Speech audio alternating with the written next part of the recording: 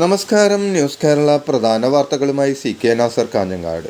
American president സ്ഥാനാർത്ഥിയായി Donald ട്രംപിനെ ഔദ്യോഗികമായി പ്രഖ്യാപിച്ച റിപ്പബ്ലിക്കൻ പാർട്ടിയുടെ ദേശീയ കൺവെൻഷനിലായിരുന്നു പ്രഖ്യാപനം. വൈസ് പ്രസിഡന്റ് സ്ഥാനാർത്ഥിയായി ഒഹായോയിൽ നിന്നുള്ള സെനറ്റർ JD വാൻസിനെയും പ്രഖ്യാപിച്ചു. US സർക്കാരിൽ അറ്റോർണിയായ ഇന്ത്യൻ വംശജ ഉഷ ചിലുകുമാരിയാണ് വാൻസിൻ്റെ ഭാര്യ.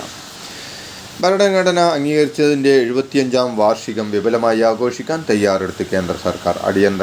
അടിയന്തരാവസ്ഥ പ്രഖ്യാപിച്ച ജൂൺ 25 ഭരണഘടനാ ദിനമാക്കിയുള്ള പ്രഖ്യാപനത്തിന് തൊട്ടു പിന്നാലെയാണ് 75-ാം വാർഷികം ആഘോഷിക്കാനുള്ള നീക്കം. BJP ഭരണഘടനയ്ക്കെതിരെ പ്രതിപക്ഷ പ്രചരണം ചെറുക്കാനാണ് കേന്ദ്ര നീക്കം. ഭരണഘടനാ അവകാശങ്ങൾ വിശദീകരിച്ച് നിയമ മന്ത്രാലയം തയ്യാറാക്കിയ പോർട്ടലിൻ്റെ ഉദ്ഘാടനം ഇന്ന് നടക്കും. തിരുവനന്തപുരം ആമയിഴഞ്ചാൻ തോട് വൃത്തിയാക്കാനായി ഇറങ്ങിയ ജോയിയുടെ മരണത്തിൽ ഹൈക്കോടതിയുടെ ഇടപെടൽ. അമിക്കസ് ക്യൂറിയോട് ആമയിഴഞ്ചാൻ തോട് ദുരന്തം സംബന്ധിച്ച അന്വേഷിച്ച റിപ്പോർട്ട് സമർപ്പിക്കാൻ ഹൈക്കോടതി ആവശ്യപ്പെട്ടു. പ്രതിഫലമായി അമിക്കസ് ക്യൂറിക്ക് 1.5 ലക്ഷം രൂപ സംസ്ഥാന സർക്കാരും മുനിസിപ്പൽ കോർപ്പറേഷനും റെയിൽവേയും ചേർന്ന് ഈ മാസം 19-ന് മുമ്പ് നൽകണമെന്നും ഹൈക്കോടതി ഉത്തരവിട്ടു. ആമയിഴഞ്ചാൻ തോട്ടിലെ മാലിന്യം നീക്കാനിറങ്ങി മരണപ്പെട്ട ശുചീകരണ തൊഴിലാളി ജോയിയുടെ മൃതദേഹം സംസ്കരിച്ചു.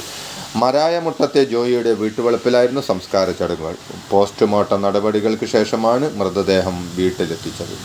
ആമയിഴഞ്ചാൻ തോട് ശുചീകരിക്കുന്നതിനിടെ ഒഴുക്കിൽപ്പെട്ട് മരിച്ച ജോയിയുടെ കുടുംബത്തിന് റെയിൽവേ നഷ്ടപരിഹാരം നൽകണമെന്നാവശ്യപ്പെട്ട് കേന്ദ്ര റെയിൽവേ മന്ത്രിക്ക് V ശിവൻകുട്ടി കത്തയച്ചു. ജോയിയുടെ മരണത്തിൽ റെയിൽവേക്ക് ഉത്തരവാദിത്തമുണ്ടെന്ന് ചൂണ്ടിക്കാണിച്ചാണ് നഷ്ടപരിഹാരം നൽകണമെന്ന് ആവശ്യപ്പെട്ടിരിക്കുന്നത്. അതേസമയം ജോയിയുടെ മരണത്തിൽ സ്വന്തം വീഴ്ച മറച്ചുവെക്കാനാണ് റെയിൽവേ ശ്രമിച്ചതെന്ന് മന്ത്രി MB രാജേഷ് കുറ്റപ്പെടുത്തി.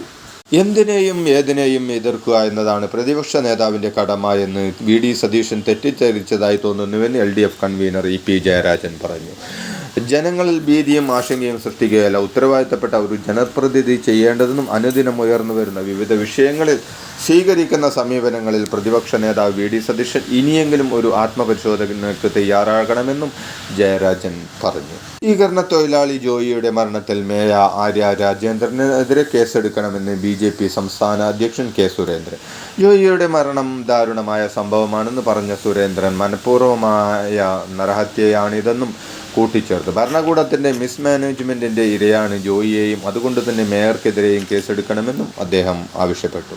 സംസ്ഥാനത്ത് അതിതീവ്ര മഴ തുടരുന്നു. കണ്ണൂരും കാസർഗോഡും കോട്ടയത്തും ആലപ്പുഴയിലും മരം വീണ് അപകടങ്ങൾ. കൊച്ചി നഗരത്തിൽ റോഡ് ഇടിഞ്ഞു വീണു. ചെമ്പുമുക്കിൽ നിന്ന് അട്ടിപ്പേറ്റി നഗറിലേക്കുള്ള റോഡാണ് ഇന്നലെ പുലർച്ചെ ഇടിഞ്ഞത്. 2 മാസം മുമ്പ് നിർമ്മാണം പൂർത്തിയാക്കിയ റോഡാണ്. ആലപ്പുഴയിൽ മരം വീണ് സ്കൂട്ടർ യാത്രികരായ ദമ്പതികൾക്ക് പരിക്കേറ്റു. കണ്ണൂരും കാസർഗോഡും കോട്ടയത്തും വീടുകൾ തകർന്നു. ബംഗാൾ ഉൾക്കടലിൽ ന്യൂനമർദ്ദം രൂപപ്പെട്ടതിൻ്റെ ഫലമായി സംസ്ഥാനത്ത് ഇന്നും വരും ദിവസങ്ങളിലും അതിശക്തമായ മഴയ്ക്ക് സാധ്യതയുണ്ടെന്ന് കേന്ദ്ര കാലാവസ്ഥാ വകുപ്പിൻ്റെ മുന്നറിയിപ്പ്. വടക്കൻ കേരള തീരം മുതൽ തെക്കൻ ഗുജറാത്ത് തീരം വരെ ന്യൂനമർദ്ദപാത്തി സ്ഥിതി ചെയ്യുന്നുണ്ട്. മധ്യ പടിഞ്ഞാറൻ ബംഗാൾ ഉൾക്കടലിൽ ഒഡീഷ തീരത്ത് ന്യൂനമർദ്ദവും രൂപപ്പെട്ടു. ഇതിൻ്റെ ഫലമായി കേരളത്തിൽ വ്യാപകമായി ഇടിമിന്നലോടും കാറ്റോടും കൂടിയ അതിശക്തമായ മഴയ്ക്കാണ് സാധ്യത. ഇന്ന് 5 ജില്ലകളിലാണ് ഓറഞ്ച് അലർട്ട് പ്രഖ്യാപിച്ചത്. മലപ്പുറം, കോഴിക്കോട്, വയനാട്, കണ്ണൂർ, കാസർഗോഡ് ജില്ലകളിലാണ് ഓറഞ്ച് അലർട്ട്. നാളെയും മറ്റന്നാളും കോഴിക്കോട്, കണ്ണൂർ, കാസർഗോഡ് ജില്ലകളിൽ ഓറഞ്ച് അലർട്ട് പ്രഖ്യാപിച്ചിട്ടുണ്ട്. സംസ്ഥാന സിവിൽ സപ്ലൈസ് കോർപ്പറേഷൻ വിപണി ഇടപെടൽ പ്രവർത്തനങ്ങൾക്കായി 100 കോടി രൂപ അനുവദിച്ചതായി ധനമന്ത്രി KN ബാലഗോപാൽ അറിയിച്ചു. നിത്യോപയോഗ സാധനങ്ങൾ 30% വിലക്കുറവിൽ സപ്ലൈകോ സ്റ്റോറുകളിൽ വഴി വിതരണം ചെയ്യുന്നതിനാണ് സഹായം. ഓണത്തിന് മുന്നോടിയായി സാധനങ്ങൾ എത്തിക്കുന്ന സപ്ലയർമാർക്ക് നൽകുന്നതിനടക്കം ഈ തുക വിനിയോഗിക്കാനാകുമെന്ന് ധനകാര്യ വകുപ്പ് അറിയിച്ചു. മരശ്ശേരിയിൽ നിന്ന് തട്ടിക്കൊണ്ടുപോയ മൊബൈൽ ഷോപ്പ് ഉടമയായ അർഷാദിനെ കണ്ടെത്തി. വയനാട് വൈത്തിരിയിൽ നിന്നാണ് അർഷാദിനെ കണ്ടെത്തിയത്. തട്ടിക്കൊണ്ടുപോയ സംഘം വൈത്തിരിയിൽ ഒരു ബൈക്ക് കടയ്ക്ക് സമീപം അർഷാദിനെ ഇറക്കി വിടുകയായിരുന്നു. താമരശ്ശേരിയിൽ നിന്ന് മൊബൈൽ ഷോപ്പ് ഉടമയായ അർഷാദിനെ തട്ടിക്കൊണ്ടുപോയതിന് പിന്നിൽ 10 അംഗ സംഘമെന്ന് പോലീസ്. കഴിഞ്ഞ വെള്ളിയാഴ്ചയാണ് മുഴിക്കൽ സ്വദേശി അർഷാദിനെ തട്ടിക്കൊണ്ടുപോയത്. സാമ്പത്തിക ഇടപാടുകളെ തുടർന്നാണ് അർഷാദിനെ തട്ടിക്കൊണ്ടുപോയതെന്നാണ് സൂചന. സ്വപ്ന സുരേഷിനെ പ്രതിരോധത്തിലാക്കി വ്യാജ സർട്ടിഫിക്കറ്റ്. കേസിലെ 2ാം പ്രതി സച്ചിൻ ദാസ് മാപ്പുസാക്ഷിയാക്കണമെന്ന് ആവശ്യപ്പെട്ട് കോടതിയിൽ ഹർജി സമർപ്പിച്ചു. കേസിൽ കൂടുതൽ കാര്യങ്ങൾ അറിയാവുന്ന തന്നെ മാപ്പുസാക്ഷിയാക്കണമെന്നാണ് അപേക്ഷ. തിരുവനന്തപുരം 1ാം ക്ലാസ് മജിസ്ട്രേറ്റ് കോടതിയിലാണ് ഹർജി സമർപ്പിച്ചത്. ഇന്നലെ കോടതി കേസ് പരിഗണിച്ചപ്പോഴാണ് 2ാം പ്രതിയുടെ ഹർജിയും പരിഗണനയ്ക്കായി എടുത്തത്. മുഖ്യമന്ത്രിയുടെ മുൻ പ്രിൻസിപ്പൽ സെക്രട്ടറി എം ശിവശങ്കറിന് ചികിത്സാ ചെലവ് ഇനത്തിൽ സർക്കാർ 2,35,967 രൂപ അനുവദിച്ചെന്ന് റിപ്പോർട്ടുകൾ. ലൈഫ് മിഷൻ കേസിൽ അറസ്റ്റിലായി ജാമ്യത്തിലിറങ്ങിയ ശേഷം തിരുവനന്തപുരത്തെ സ്വകാര്യ ആശുപത്രിയിൽ നടത്തിയ ചികിത്സയ്ക്കാണ് തുക അനുവദിച്ചത്. കഴിഞ്ഞ വർഷം ഓഗസ്റ്റ് 13 മുതൽ 17 വരെ ചികിത്സയ്ക്ക് ശിവശങ്കർ മുഖ്യമന്ത്രിക്ക് നൽകിയ അപേക്ഷയിലാണ് ഉത്തരവ്. സംസ്ഥാനത്തെ 3 ജില്ലാ കളക്ടർമാർക്ക് സ്ഥലം മാറ്റം. തിരുവനന്തപുരം കളക്ടർ ജെറോമിക് ജോർജിനെ പിന്നോക്ക ക്ഷേമ ഡയറക്ടറാക്കിയാണ് നിയോഗിച്ചത്.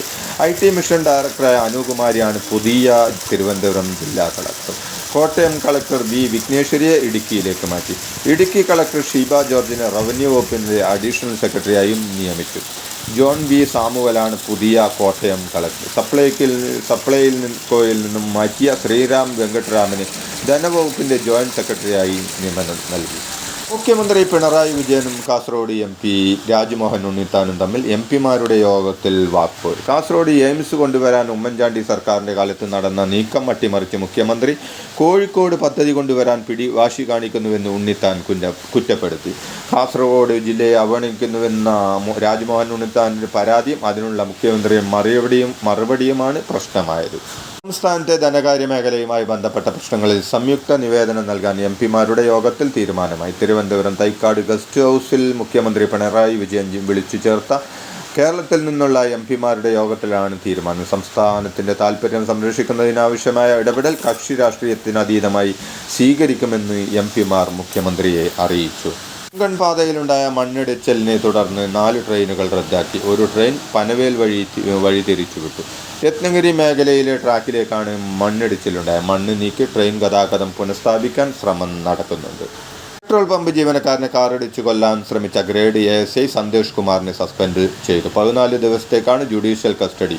ഇന്ധനം നിറച്ചതിൻ്റെ പേരിൽ പണം ചോദിച്ചതിനാണ് പമ്പ് ജീവനക്കാരനെ അനിലിൻ്റെ കാറിൻ്റെ ബോണറ്റിലിരുത്തി 1/2 കിലോമീറ്റർ കാർ ഓടിച്ചായിരുന്നു പോലീസുകാരൻ്റെ അതിക്രമം. ഇതോടെ ഇന്നത്തെ പ്രധാന വാർത്തകൾ സമാപിച്ചു. നന്ദി, നമസ്കാരം.